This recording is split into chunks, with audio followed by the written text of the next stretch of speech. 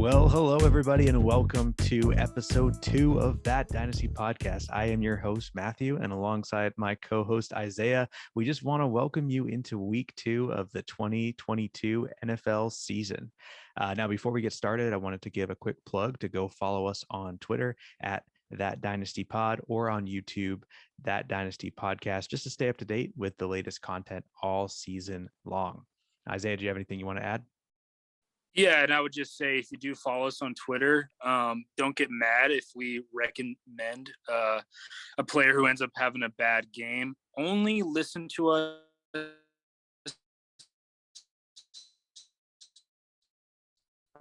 that player has to add. Just an outline of what we're doing for today. First, we're going to go what Matthew called flops and bops. Secondly, some week 1 MVPs, some matchup previews, and then power rankings. And then lastly, I think we're just going to talk about a start or sit decision for Matthew and maybe I. But ready to get started, Matt. How you doing? I'm doing great, man. Ready to rock and roll. Obviously, this is now one of the best parts of my week is being able to sit down and prepare for this podcast. And super excited. So before we get into our flops and bops, I did want to go through a couple of league updates because as we walk you guys through this season with us here, we're going to talk a lot about the other teams in the league. Super important that, obviously you guys know who we're talking about. So I need to do some updates. Since the last podcast, some of the managers decided to change the names of their teams. And I certainly appreciate and / hate them so much for making me read these names. The Milwaukee Table Hunters are now, the Milwaukee Table Humpers. I don't know why it says hunters. Milwaukee Table Humpers are now table humping trash. So, appreciate that. Team King Cobb 24 is now Every Day I'm Rustling, homage to homeboy Russell Wilson, aka Let's Ride. Yes, sir. We got Andy Bobani, which is now Aaron Rodgers on shrooms. You can see his picture down here. The only question I have for Andy is this: Aaron Rodgers on shrooms, is this pre-haircut or post-haircut? But I guess we'll maybe figure that out for next episode. I think he may have cut his hair while on shrooms, but I guess we'll find out. Good point. Then we have Dan's disappointments. He's actually upgraded to Tommy Lee's Raging Dongers. So we really got that going on. Hey, Matthew, my mic's not working or my audio's not working. I didn't hear what the team name was. Can you say that one more time? Oh, yeah, it's Tommy Lee's Raging Dongers. So it's second time. Thanks. That's much better. Now that we all know who we're talking about, let's start talking about some of our reactions from week 1 here. And I like to call this segment flops and bops. So we're going to go through our top 5 biggest flops and bops. We'll start with the flops. Get those out of the way here, Isiah. Go for it. Yeah, so I'll go my number 5, and that's CeeDee Lamb. As someone who started Dak Prescott last week, not a great week. Was expecting, a lot of targets going to CeeDee Lamb. And the only thing that CeeDee Lamb got a lot of was drops. He had 2 catches, 29 yards, multiple drops. Dak's injured. Doesn't look good for him the next couple of weeks. And just looked really just lethargic coming out of the gate. And unfortunately, I don't think this is just – I believe in his talent, obviously. But the next couple of weeks, it's probably going to not be a whole lot better than this, depending on, I guess, what your ceiling is on Cooper. But, yeah, not feeling too hot about CD. Cooper Rush, man. Quarterback 1. What are you talking about? Yeah, we're good here. Give me the Red Rocket instead. But well, I'll definitely agree with you there, and I'll go with my my number 5 biggest flop here, and that just is actually all of the tight ends except for Kelsey. When we break it down, look at this. This is ridiculous. We only had 6 tight ends that finished with more than 15 points in a tight end premium league, and if we're looking at this here, it's like, okay, anyone else you drafted did not return value. We're talking Mark Andrews, Waller, Goddard, Hawkinson, Zach Ertz, Dawson Knox, Cole Kmet, Hayden Hurst, Higbee, Albert O, Kyle freaking Pitts, Hunter Henry. Every single person scored under 15 points in a tight end premium league. Absolutely disgusting week if you were tight end. Shame of all of you. I should drop all of you to the waivers right now. Anyways, moving on. Yeah, no, that was pretty shocking. I will say Albert O did outscore Michael Gallup this week, so I definitely want to trade. Yep, that's a dub in your books there, man. All right, so number 4 for me, I got Dameon Pierce. This week, What's that? I said put it as a dub in your book because it's the only dub you're going to be getting this week. Anyways, all right, that's enough out of you, Matthew. Number 4, I got Dameon Pierce. Originally coming out of preseason, we were told he was going to be RB1. Wasn't too worried about Burkhead stealing a lot of snaps from him. I was a Patriots fan. I'm obviously a Patriots fan, and I've seen Burkhead for quite a while with his years in New England. And, he's a good third down running back, but didn't expect him to get the majority of the snaps. I mean, dude, Burkhead got 74% of the snaps. And, and even if Pierce had ran well during his, I don't know, whatever, 20%, he's still just not even close to enough volume. Maybe you can hang your hat on the fact that he's a rookie and, they want to start him slow. And they did play the Colts, correct? Yeah. Well, I mean, they pretty defense. Both teams really, fought it out to the end on that. This matchup in overtime, I believe, and they ended up in a tie. Like, it's crazy. Yeah, but rough week for. We'll see what happens with the moving forward, but yeah, not what you want for week 1. Nope, not exactly. But gotta hand it to Sexy Rexy. Really comes when you need him. My number 4, he's got to be Amari Cooper. I know that going into this year, wide receiver 1 on the Browns offense, had high hopes. Ended up with 5 points on the week, 3 receptions for 17 yards. So, really just a big disappointment. I also had him on a lot of my leagues. I think I have just way too many shares of Amari Cooper. Didn't have. I guess I should just stop talking with that, but really that was a disappointment. Not going to lie. So moving on. Yeah, that's tough with Cooper. Maybe once what's his face? Deshaun.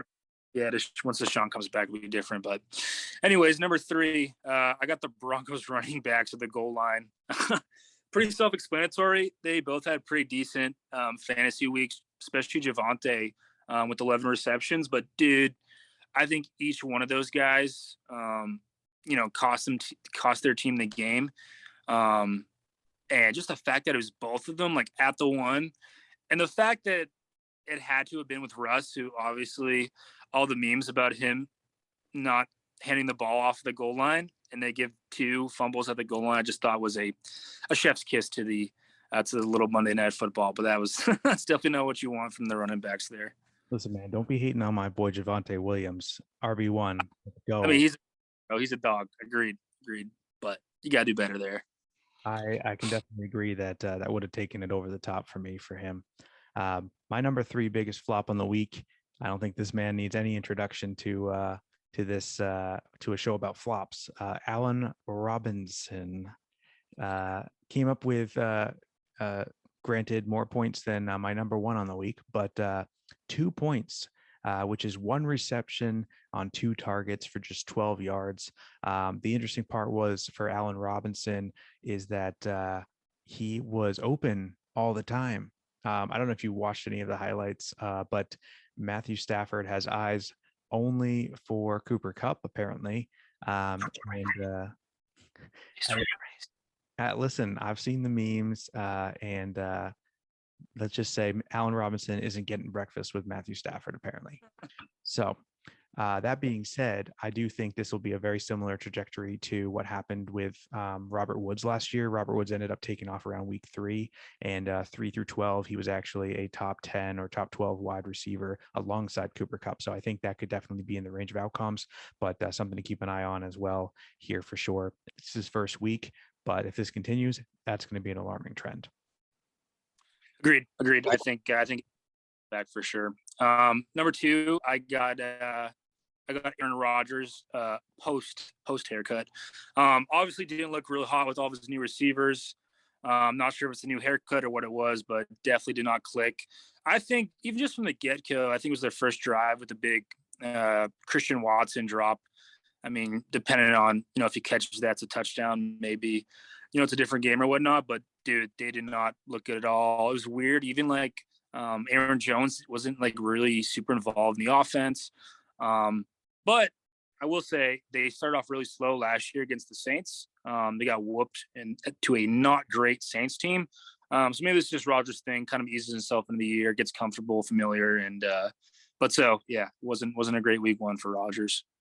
No, it's a really good buy low opportunity on Aaron Rodgers, though, because a lot of people are going to be out on him after that, especially with the questions at wide receiver. But I know that like they were without their number one wide receiver, Alan Lazard, coming into the year. And do I still think that Alan Lazard will be number one at the end of the year? No, I don't think so. I think Christian Watson will take that over. But they were without him as a last minute scratch. And honestly, he was probably a huge part of the game plan for going into this week. And I know they've been dealing with a lot of injuries. So I think he'll bounce back. But yeah, he did not look good at all with this week one lineup around him. For me, I got to go with someone else who didn't look great here in week one. Mike Williams, coming in with only 3 points, 2 receptions on 4 targets. He picked up 10 yards in a game where Justin Herbert went off, but he passed to everyone that wasn't named Mike Williams in that offense, apparently.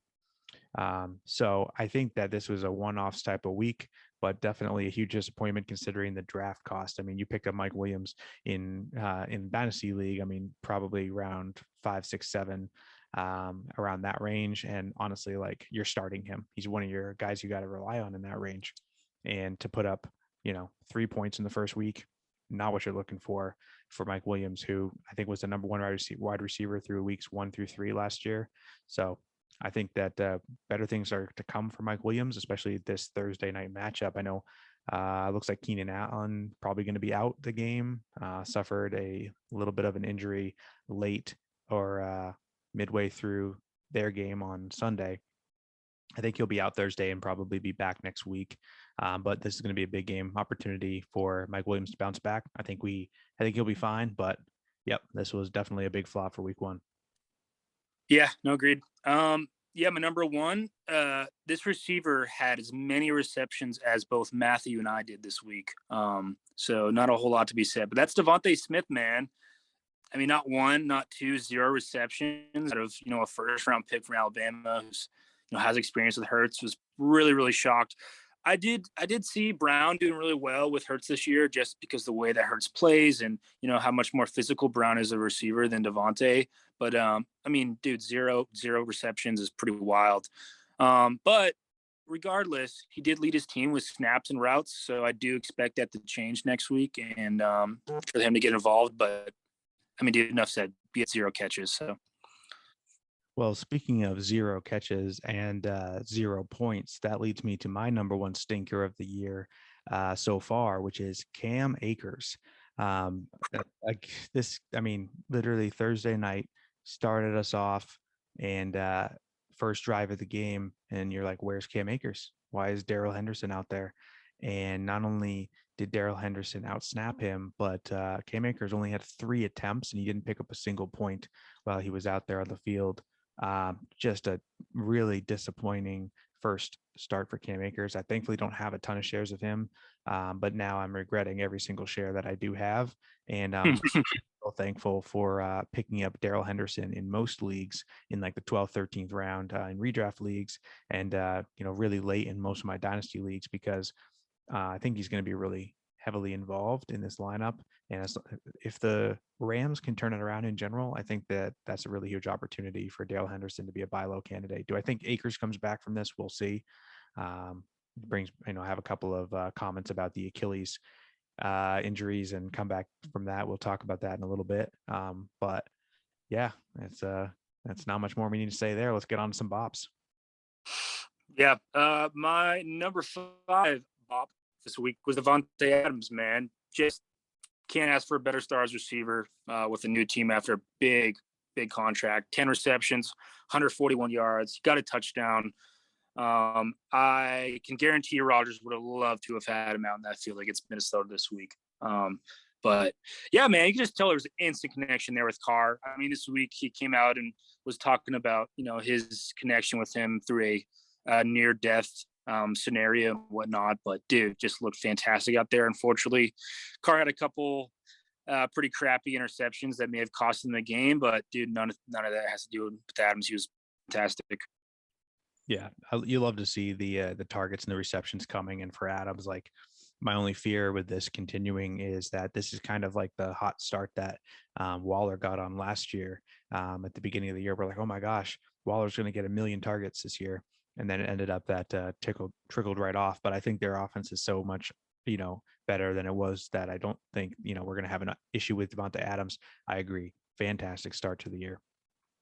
So I know we talked about my biggest flop was Cam Akers coming off his Achilles injury, struggling to recover from that. But my actual top 5 here in my BOP category, number 5 is going to be James Robinson, also coming off an Achilles injury.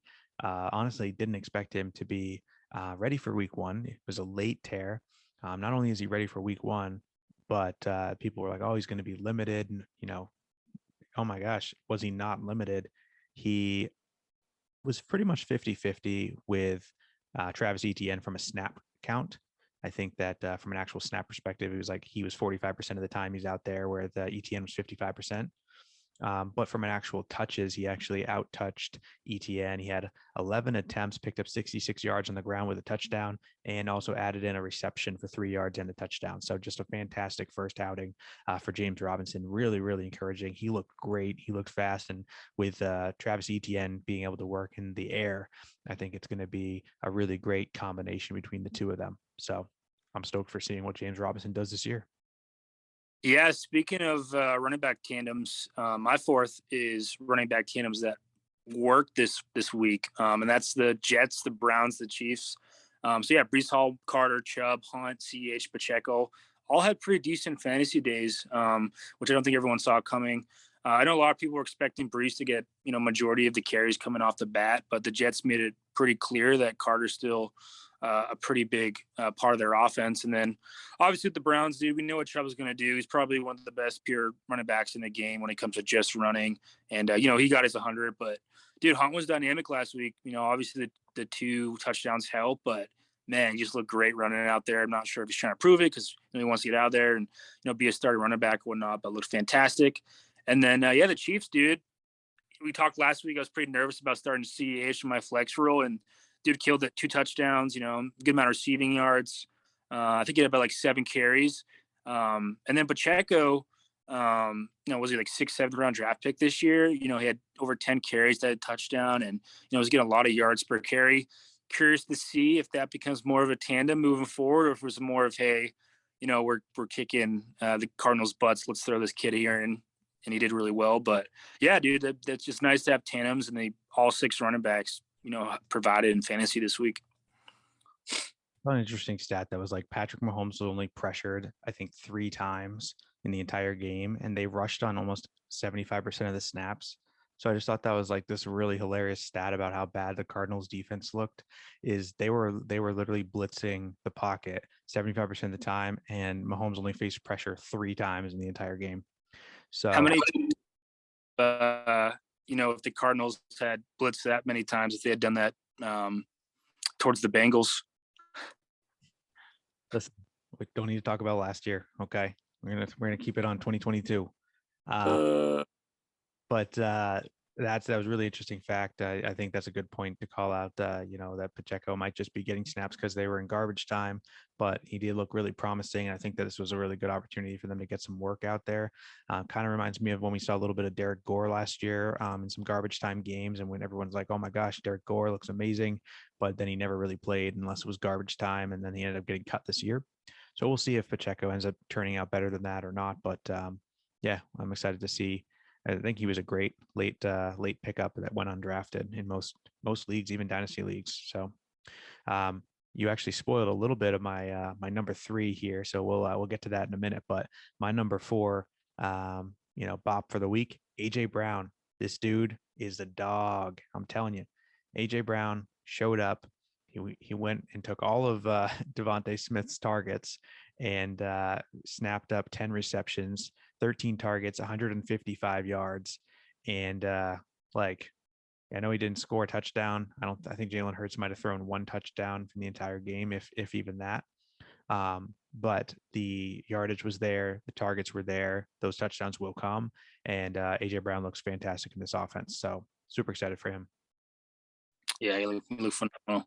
Number 3, I got Devin Duvernay. I'm gonna be honest, dude. I remember seeing him on someone's roster this year. I was like, I don't really know who that guy is, but yeah, dude, 4 receptions, 54 yards, 2 touchdowns. You know, if you told me a Ravens receiver would have gotten you 2 touchdowns, I would have bet the house that it was Bateman. But no, Duvernay did his thing this week. Not sure what his role is moving forward, but yeah, we'll see.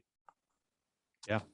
I think that Duvernay is definitely one of those sleepers that started getting some buzz during training camp. So it's cool to see that, he actually is paying off in a real game. For me, number 3, you already alluded to who my number 3 bop is here, and that's Clyde Edwards-Helaire, CEH. Dude just looked electric for the first time since I think he's been drafted.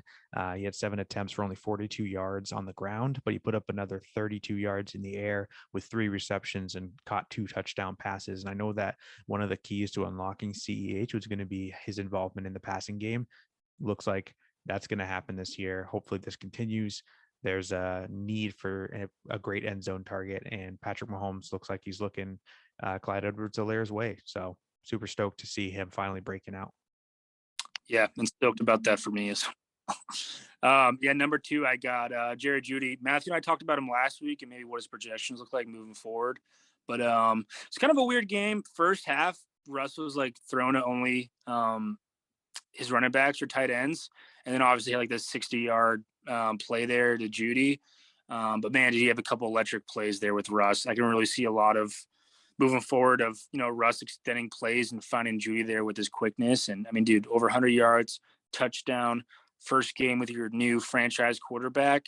I know if I'd owned Jeudy, I'd feel pretty comfortable moving forward about that.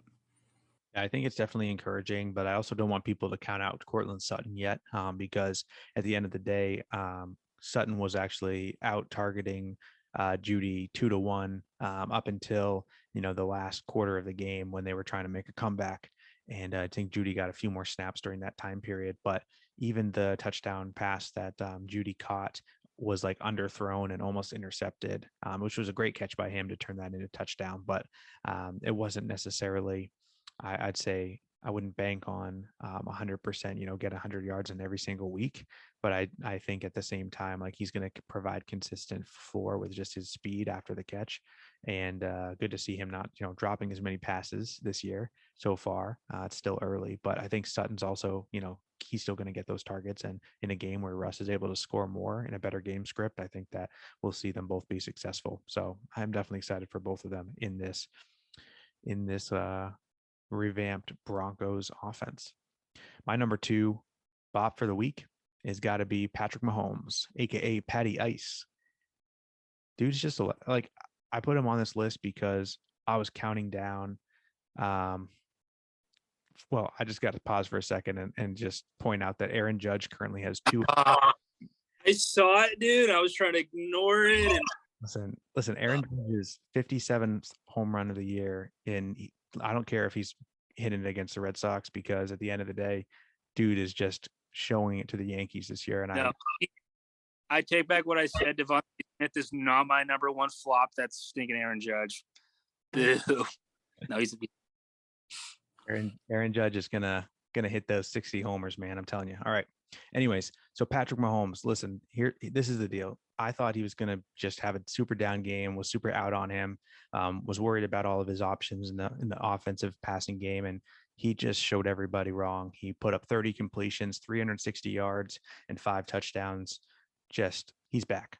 That's all I can say. Man's a legend. He's the best quarterback in the NFL, and the best to go. We'll see, but it's Patrick Mahomes.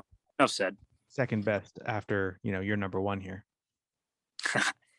And that is Cooper. No, my number one bop of the week is Carson Wentz, dude. looked like the Carson Wentz of old that we saw in Philadelphia when they went to Super Bowl that year. Before he got injured, he was, I mean, they're talking about him as an MVP caliber type player. But dude, 4 touchdowns, 300 yards, spreading the ball around. He's getting McLaurin going. He was getting his rookie Dotson going. Curtis Samuel looked like finally healthy for like the first time, and I mean since like 2 years ago. But yeah, dude, hoping this is like a big confidence boost for him. I saw you try to offer me a trade, try to swindle me for him, but no, dude, a lot of good things to be said about Wentz this week, and yeah, we'll see what he does moving forward. You even got Gibson going in the passing game, so yeah, number one bop of the week, Carson Wentz.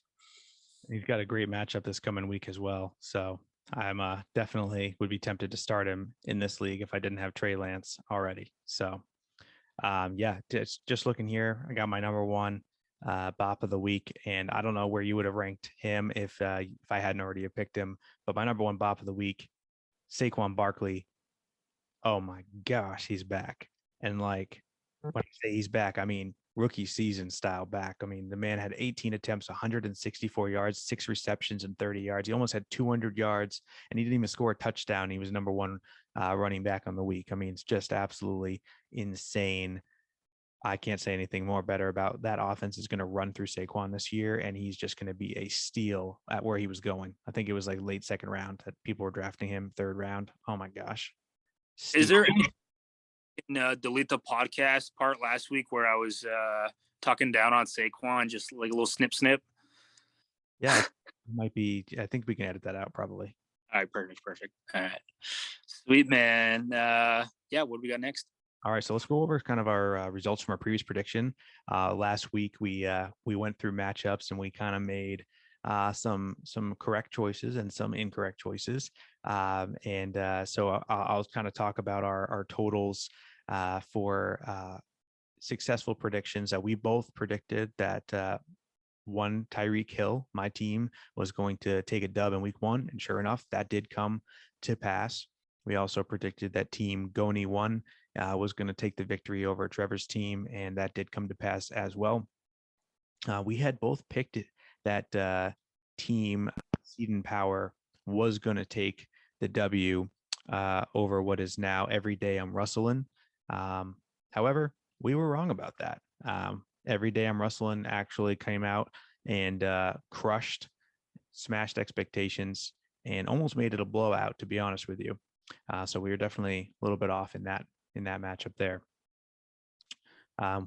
We'll get to that a little bit in the power rankings. We also I predicted that when it comes to Chris Rock's jaw versus Team T Podimo, we had a split decision. Obviously, Isiah's Chris Rock's jaw. I mean, I'm a good friend. You're not. So disappointed, but your audio cut out right as you were saying whatever you just said. I said all we learned was that I'm a good friend and you're not a good friend. Listen, I might not be a good friend, but at least I can accurately predict who's going to win a matchup.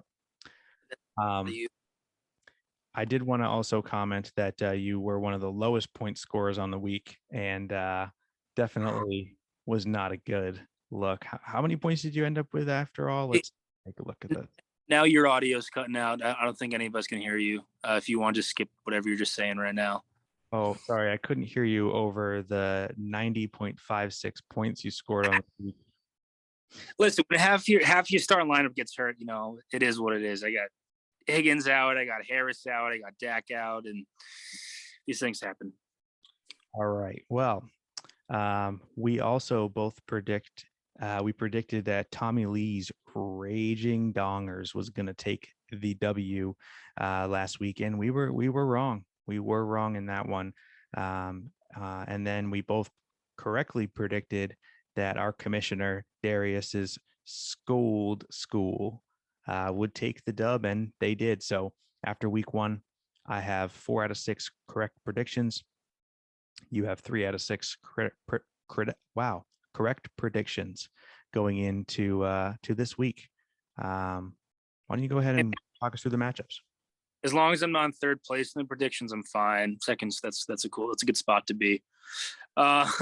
So first matchup of the week is we got one Tyreek Hill versus every day I'm rustling. Love you, man. I just want to say I'm sorry before I start. I'm not trying to be like you and be a bad friend. But I got King Cobb winning this one rather easily, actually. His team looked unstoppable week one. And this is the Saquon we're going to get out of him. Good luck. Oh, and did I mention he has, Cooper Kupp? Did I mention that? Yeah. I mean, the dude, look at his team right now. It's so stacked that he has Nick Chubb on his bench. He has a guy who just ran over 100 yards on his bench last week. And let's be honest, he's not even making the wrong decision. I mean, maybe, dude, his team's disgusting. So sorry. I mean, I don't blame you there. Looking at his running backs and the fact that he has Cooper Kupp, Barkley, Connor, Fournette, it's just, I concede he can take the dub, but I will say this: I'm not going down without a fight. I got four of the best pass catchers in the game, and you could easily argue that my wide receivers, envy his running back situation. I got Devontae Adams, Mike Evans, we got Tyreek Hill, and of course Mike Thomas, who all of those guys had fantastic first weeks. And I don't think that you'd be hard pressed to find a better wide receiving core out there right now. So it's going to be a close game, but I do think that at the end of the day, that that team is just so good. They're going to take this, man. It's going to take a miracle for sure. Yeah, I mean, maybe you can hang your hat on. Maybe Russ has a bad week, and his two starting receivers are Judy and Sutton, so maybe they don't get a lot. But otherwise, good luck, man. So matchup number 2, we got School versus team. Is it Johnny? I'm so Mooney won. Joni won. Okay, I'm so bad with these pronunciation, but anyways, I think this one's gonna be really close too. Expect a really extremely close match between the two. Ultimately, I'm gonna give it to June 1, just based off the fact that I expect A-Rob and Mike Williams to have bounce back weeks. We alluded to them earlier. Obviously, not their best week ones. A-Rob had an awful week 1 against the Bills, but it wasn't due to lack of playing time, right? He was out there. He was open. The dude had 64 offensive snaps, and I expect Stafford to try to feed him this week to get him going. And then additionally, Mike Williams, like we said, no Keenan Allen, most likely week 2, didn't have a great big week 1. And this is not necessarily a great Chiefs secondary.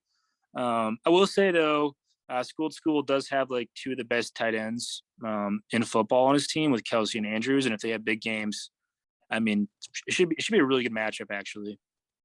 Yeah, I think this is probably one of the ones I'm most excited to watch this week. I really love Team Goni One's running back combos here with Mixon and Williams. I love Jalen Hurts this year. Honestly, just like absolutely think Jalen Hurts is going to go to the moon, especially if he can include a couple of passing touchdowns in his games, because his rushing floor is just incredible. And then, like you said, you got Mike Williams, Allen Robinson bound to break out. We got Gabe Davis, who had a great week 1. I just think I like his team overall.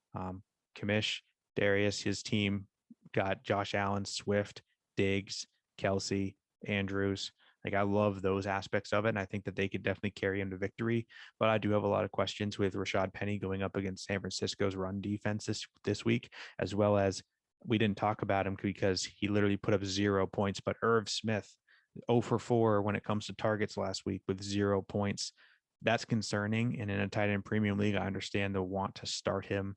But I definitely would say that there's some concerns there for that team. And that's kind of where I think I'm actually with you so far with the predictions here. I think we're on the same page. Team Goni One's going to take this one. Yeah, that's team stack, man. Third matchup, Seed and Power versus Table Humping Trash. Sorry, Angie. I have Satan win this one again. He's currently projected to win. I don't like to use projections a whole lot, but dude, he's projected to win by 40 points. And I don't see any way that Angie overcomes that. I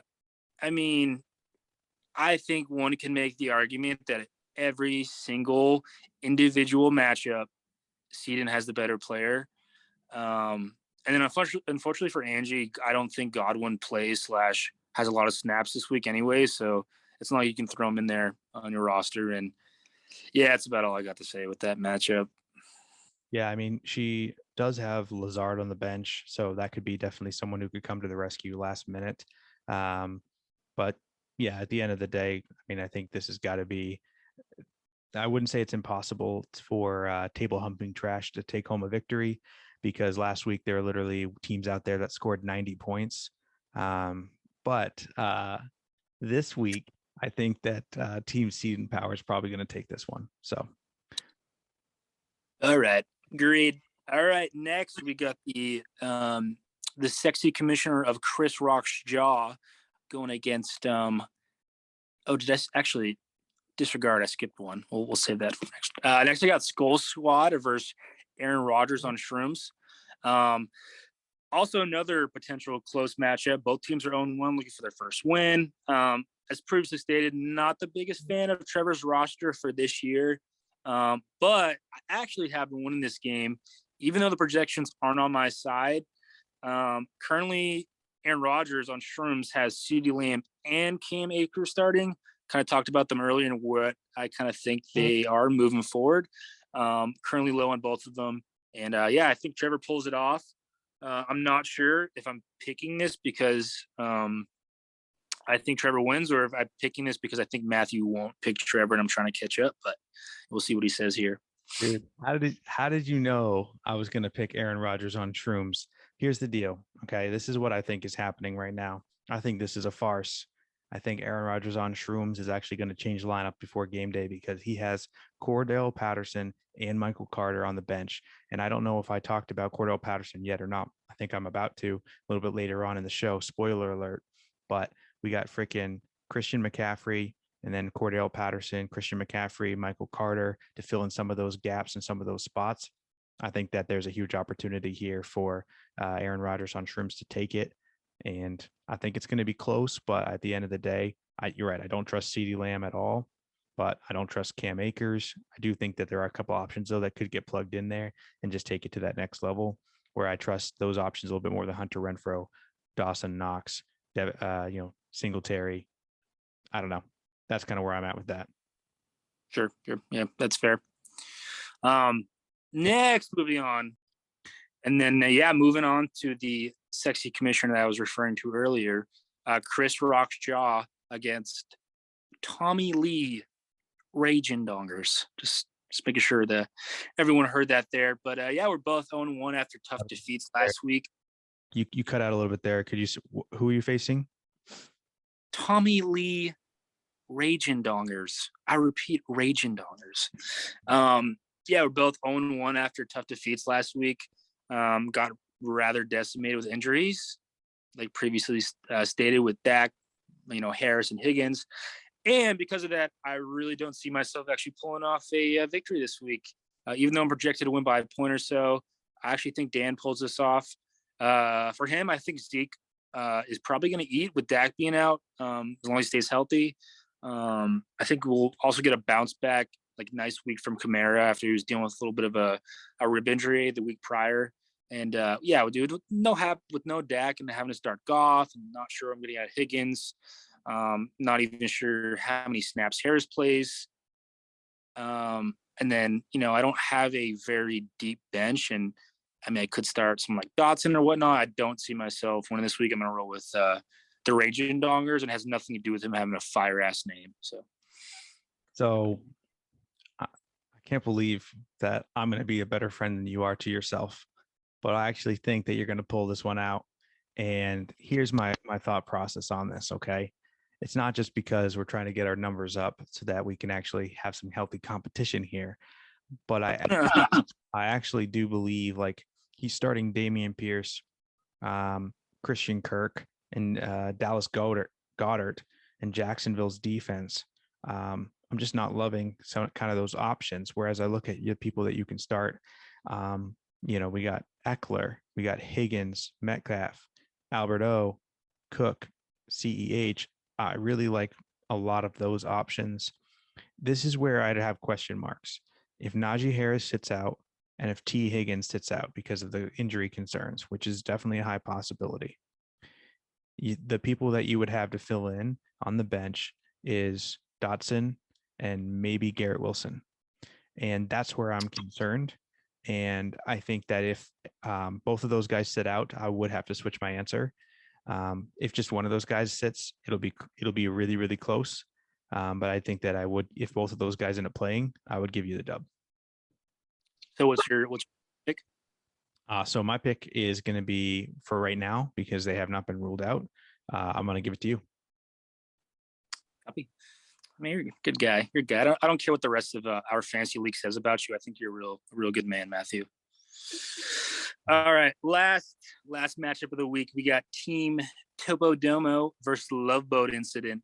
Definitely need to get him on the podcast so we can explain what the Love Boat Incident. He said in the chat, and I'm still kind of amused by the whole thing, but supposedly it's a Vikings thing. Yeah, dude, my notes on this are Justin Jefferson. And no, I'm not salty because Justin Jefferson dropped like 40 points on me last week. I mean, dude, he's the best receiver in football. I mean, he could be the most valuable player in fantasy this year. Maybe an overreaction, we'll find out. But dude's a baller nonetheless. Yeah, moving forward, I refuse to pick against Jefferson, and doing so, I have Topo Domo winning. Even though Love Boat Incident is projected to win by like 12 points, I still got Topo Domo coming on top. I think my concern with Love Boat Incident's roster for now is his two starting running backs are both guys who aren't necessarily the primary ball carriers for their team at this point in their careers. Keyword just yet, obviously, right, with Hall and ETN. But I mean, they both had fumbles last week, so I'm putting my stake in the ground that they're going to be a little bit of a doghouse maybe next week. And yeah, I got Topo Domo. Yeah, so I think that part of the projections that are off right now for Topodimo is that he has Keenan Allen currently in his flex spot. Keenan Allen already has been ruled out for this week. Maybe not officially, but they've already said he's not going to play. So he's going to probably be starting either Jamal Williams, Sexy Rexy, Burkhead, Claypool, Ian McKenzie, or even Robbie Anderson in that flex spot, which is going to add some additional value. Bring those projections right up. I mean, he's got Derrick Henry. Derrick Henry is going to have a rebound week here against a tough defense. I think that you said, I'm never going to bet against Justin Jefferson.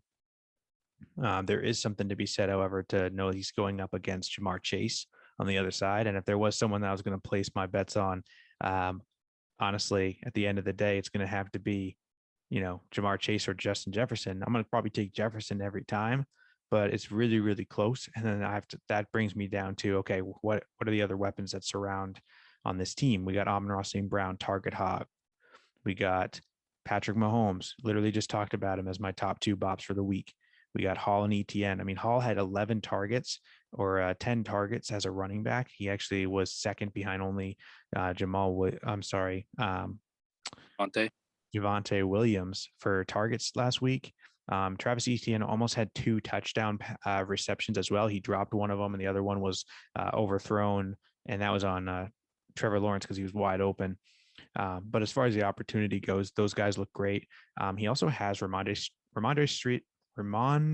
Stevenson, James Robinson, and Treylon Burks on the bench. That's a great bench. If you had to swap out some of these guys like Kadarius Toney, I don't trust right now. So if he ends up having to get pulled out of this lineup, honestly, I think I'm taking the Love Boat Incident this week. Riding the hype right now. I think that, if I had to make some lineup changes here, I probably would do that. I want James Robinson in my lineup. I just talked about him as one of my guys as well. This team is literally full of like half of my BOPS for the week. And as much as I love Justin Jefferson and I love Derrick Henry, Tom Brady, I just think that, the Love Boat Incident is going to pull this one out. This was actually pretty good from a predictions side of thing because we got a little bit more variety than last time through. So gotta catch up, man. I gotta catch up. Absolutely. Well, let's move on to the next section of the show here, where we're just going to kind of talk about our week 1 MVPs, and that's in the MVP of a person that allowed their team to actually be successful and win. And then we have another category here, which is the bench MVP. The basically has to be on a loser's team, someone who went off while sitting on their team's bench, resulting in their team losing because of that decision. So we'll go right into our week 1 MVP that actually helped their team successfully take home a victory. And we just talked a lot about him, so this is a perfect segue, but it's that guy, Justin Jefferson, for me. So not only did he ball out and prove why he was the number 1 wide receiver in Dynasty, because he was, but on top of that, he led Team Tipodimo to a victory on what was before considered to be a close projected matchup. He ended up leading the victory by over 20 points. And he literally was the reason that Tipodimo beat, I'm sorry to say it, but you, Chris Rock's jaw. And heck, Justin Jefferson actually outscored. This is a great fact. He outscored all of Tipodimo's all other wide receivers, flex, and Derrick Henry combined. So he is the reason why Tipodimo is 1-0 going into this week. An absolute monster game, carried his team on his back. In fact, I think I hear Justin Jefferson is calling Deshaun Watson, said he needs a back massage. His back's pretty sore from carrying the whole team on his back here. So that is my MVP for week 1. Yeah, still a little PTSD from week 1, but dude, yeah, I don't even have anything to say. We're gonna move on from that. My MVP dude is Saquon. I unfortunately made a decision to go on the pod last week and say that I didn't have high expectations for Saquon because he's burned me the last 2 years. And I literally said, watch me be wrong. He's going to go off this year. And what does he do week 1? Just absolutely phenomenal, not only from a fantasy standpoint, but dude, he literally won the game for them. Just the way he was playing in that third, fourth quarter. And then just the icing on the cake, that 2-point conversion was just, that was it. That's prime Saquon, dude. That's a Saquon we saw coming out of Penn State. That's a Saquon we saw year 1. We were talking about, dude, this is a generational running back. Yeah, dude. And if he looks like this the rest of the year, we're all gonna have a tough time keeping up with every day I'm wrestling. And so I'm hoping he doesn't. But I mean, dude, it's phenomenal. That was one of my favorite performances I've seen quite a while. I definitely agree with you there. So that's some absolutely fantastic MVP performances right there that led their team to victory. But I did want to make sure that I talked about, hey, where were those opportunities? Where were those MVPs that shined on the bench of a loser's team? So I wanted to go ahead and call out one of the losers here from last week, Aaron Rodgers on shrooms. Team actually put up the lowest points in the league in a starting lineup, which is pretty impressive. Managed to start CeeDee Lamb, Cam Akers, Mike Gesicki, all put up, I think, a combined 6.5 points between the 3 of those guys. So just a disappointing week all around for him. But he was also facing our commish and school. And but that being said, my bench MVP of the week is Cordero Patterson. Man put up 22.5 points sitting on the bench. Could have definitely been in use, but he had 22 carries, 120 yards. That is a career high for carries and yards on the ground, 1 touchdown rushing. He also put in 3 for 5, 3 receptions and 5 targets for 16 yards through the air. So Cordero Patterson, absolutely dynamite bench play. Yeah, I kind of thought last year was kind of a fluke for Patterson, and yeah, he proved me wrong. That was another great performance. Yeah, my bench MVP of a loser team because Matthew decided to steal the Patterson take. I'm gonna have to go with Devin Duvernay. We talked about him earlier. Balled out. Unfortunately, Trevor wouldn't have really won anyways if he had thrown him in his starting lineup, and that was a decision. Like, dude, Duvernay was great. He did his thing week 1, but is there anyone on Trevor's team week 1 who you would be like, oh, I'm taking this guy out and putting Devin? No, like, he had a great performance. But these things happen in fantasy where, a guy kind of, I don't want to say comes out of nowhere, but, just completely outperforms and, he has that week. And that's what Devin Duvernay did. And we'll see if he can, do that again. But yeah, that's who I got. I think that's a great choice. And I think that is a good call out. It's like, when you look at the names on Trevor's bench that actually, put up some points, I wouldn't have started personally. I wouldn't have started any of them over the people that ended up, Trevor ended up starting. So I think it's a tough one to see on your bench, and you're like, oh, of course I should have started Duvernay, but it's at the end of the day, were you really going to start Duvernay? I probably wouldn't have. I don't think I started him in any leagues. So it's a good call out. Well, I wanted to move into the next section of the podcast now, which is going to be called This or That, which is just a start or sit question about our own teams going into week 2 or whatever week it is that we are going into. So I wanted to kind of just talk about what's going through my thought process right now. Looking at last week, I actually had the highest possible points that I could out of any of the teams in the league as far as what someone could have put up if they had started the correct lineup. I ended up having a bunch of people go off on my bench. Still pulled out a victory, but I had Carson Wentz go off for 27 points on my bench. I had Miles Sanders put up 18.5 points. I had Jarvis Landry 18.5 points. Michael Thomas 22.7 points. DJ Chark 15.5 points. Gerald Everett 15.5 points. The Miami Dolphins defense 21 points, all sitting on my bench, waiting to be started. You're telling me your bench put up more points than my starting lineup did last week, is what I'm hearing. Well, that's definitely true. That did happen. That being said, I'm looking at this week as a tough decision here between Kareem Hunt and Miles Sanders. So I wanted to know what your thoughts were right now. I'm currently leaning starting Kareem Hunt as my second running back. They're facing the Jets. I think it's going to be a good matchup. He looked really great last week, very involved in the offense from the passing perspective. But I also know that Miles Sanders just went off. He had 13 attempts. He finally scored a touchdown on the ground, rushed for almost 100 yards. He put up 2 targets, 2 receptions, 4.5 yards per target, 18.5 points. I don't know.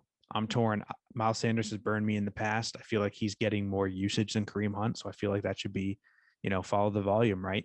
But at the same time, just something about it. Just I'm scared to put him in my starting lineup, man. What's your thoughts? So as someone who picked you to lose this week, and I need you to lose, I would recommend putting in doing a little reverse psychology here. I'd recommend you put in Miles Sanders. And I just think, am I supposed to lie here? I don't understand how this works. But all right, honestly though, I probably lean.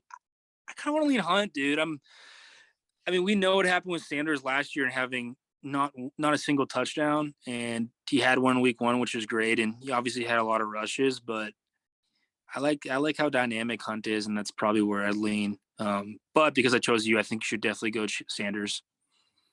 I mean, it's definitely some encouraging things, but I also look back to last year where on week 1 of the season last year, Miles Sanders put up 17.3 points. He had 15 attempts, rushed for 74 yards. He had 5 targets, 4 receptions for 40 yards in the air. And so last year, I remember him starting and everyone's like, oh my gosh, he's going off. And it's a very similar, he actually was a higher snap percentage last year, 66% of the snaps.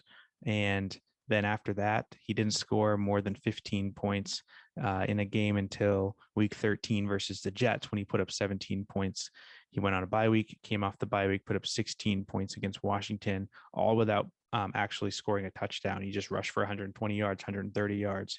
So do I think Miles Sanders is a good running back? Yes, I think that he's good. I just concerned about the opportunity. And I know that, maybe with AJ Brown being here, it will finally unlock the passing game. Unlock the rushing game, because if he played in 12% less of the snaps, but he got more yardage and a touchdown, that's actually a higher opportunity. So I don't know. We'll see what happens. I also think that last year when he played the Jets, he put up 17 points, and that was in a different scheme, and that was without a touchdown. So we'll have to see how it shakes out, man. But I appreciate the feedback on Hunt because I'm currently leaning Hunt as well. So we'll see what I end up going with if I don't change my mind. I'm leaning Hunt right now. Yeah, regardless, I hope you lose so I can catch up. But these things happen. So I guess my question mark of the week is I'm trying to figure it out. Obviously, Dotson had a great week one with his 2 touchdown grabs and Wentz going off, and then trying to figure out if I want to start him or DK this week. Because if Higgins doesn't play, I'll probably throw Dotson in, right? Because we're a little concerned about Higgins playing with his injury concerns from last week. But man, I really liked what I saw out of Dotson last week.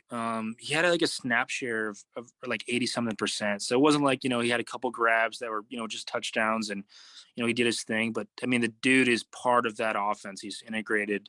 And with DK, he had his, 7 receptions last week, but it was like, it was like 34 yards. So yeah, it's great. You had your targets. He was Geno Smith's number one option. But it wasn't like, we're throwing 20, 30-yard bombs down there and DK is using his, his body and being explosive down there.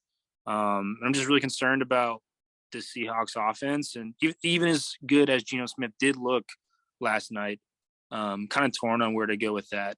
Ride the hot wave with Dotson, or, it's DK Metcalf, just his name alone. You think you'd go with that, but what do you think? Yeah, I mean, I think that you got to go with Metcalf in this situation just based on the pure talent and the opportunity. Like when he played with Geno Smith last year, he actually scored a touchdown in, I think, like the majority of the games he played with Geno. So I know that he didn't necessarily last night, but I think the opportunity will be there for Metcalf with Geno. I think that obviously the Broncos were a tough team, tough matchup. And I think that, there's going to be some better matchups coming up here. Like, who are they playing this week? Let's see. They're playing San Francisco. I mean, Seattle's going to probably have to pass a lot in that game. The opportunities are going to be there, but I think that ultimately what it comes down to is I think that Dotson is a great choice, and I think you're going to be forced to play him at some point this week. I mentioned the injury concerns with Harris and Higgins. I think you're going to end up having to start at least one of those guys. Someone's going to have to sub in for them. And at the end of the day, I think Dotson's going to end up playing for you. So either way, I think they're a good choice. And I would probably lean Metcalf if I had to choose just one. And you said Metcalf, and just confirm you did choose this week. You're not doing any reverse thing on me. I have my money. My money's all on you. So all right. Cool. All right. Well, I'm going to end this off with just going over our weekly power rankings. We talked about how these are custom for this league and how this is something that's kind of unique. This really awesome formula that calculates out basically who is the number one and goes all the way down through 12. And so there's actually been some changes since the week one rankings, and I'll go through them right now. But we're actually going to start at the top this time.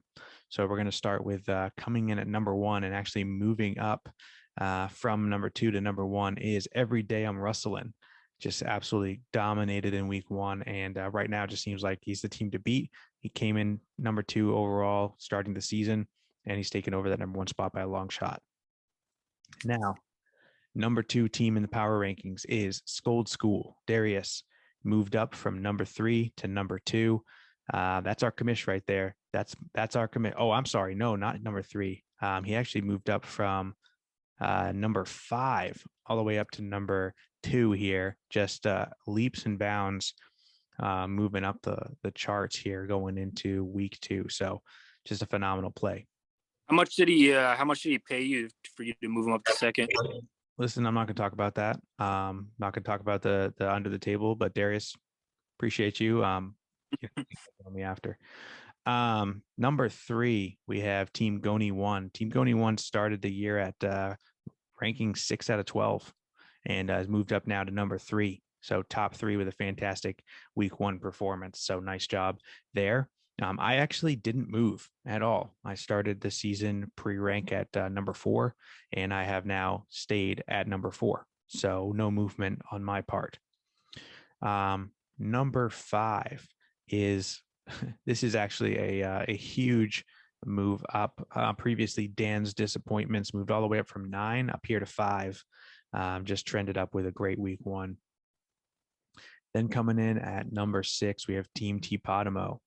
Tipodimo actually moved up. They were originally number 7, so they moved up 1 rank, and going in, they are 7th this week.